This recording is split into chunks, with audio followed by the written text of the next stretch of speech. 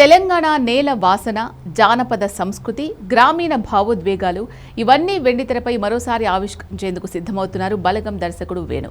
అయితే ఈసారి ఆయన లక్ష్యం కేవలం తెలుగు ప్రేక్షకులు మాత్రమే కాదు, దేశవ్యాప్తంగా ఉన్న సినీ అభిమానులు. అదే ఎల్లమ్మ. మరి తెలంగాణ నేపథ్యంతో తెరకెక్కుతున్న ఈ సినిమా పాన్ ఇండియా ప్రాజెక్టుగా ఎలా మెప్పిస్తుంది అనేది ఇప్పుడు సినీ అభిమానుల మనసులో ఉన్న కామన్ క్వశ్చన్. బలగం సినిమాతో ప్రతి ఇంటిని కదిలించిన దర్శకుడు వేణు ఇప్పుడు ఎల్లమ్మతో మరింత పెద్ద కాన్వాస్ పై ప్రేక్షకుల ముందుకు రాబోతున్నారు.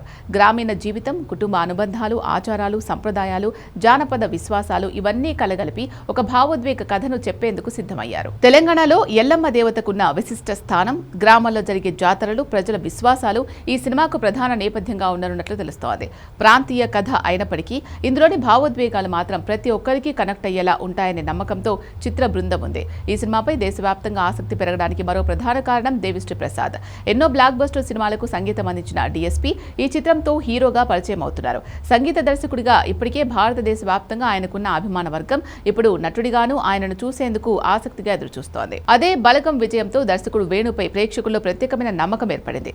భారీ బడ్జెట్ స్టార్ హీరోలు లేకుండానే ఒక హృదయాన్ని తాకే కథతో బాక్సాఫీస్ వద్ద విజయం సాధించిన వేణు ఇప్పుడు ఎల్లమ్మతో మరోసారి భావోద్వేగాల ప్రయాణానికి తీసుకెళ్తారని అభిమానులు భావిస్తున్నారు. పాన్ ఇండియా ట్రెండ్లో ఎక్కువగా యాక్షన్, మాస్, ఫ్యాంటసీ సినిమాలే కనిపిస్తున్న ఈ టైంలో తెలంగాణ జానపద సంస్కృతిని కేంద్రంగా చేసుకుని ఒక ఎమోషనల్ డ్రామాను దేశవ్యాప్తంగా విడుదల చేయడం కూడా ప్రత్యేక ఆకర్షణగా మారింది. అయితే ఒక విషయం మాత్రం స్పష్టంగా చెప్పాలి, సినిమా పాన్ ఇండియా స్థాయిలో విజయం సాధించాలంటే కేవలం భారీ విడుదల సరిపోదు.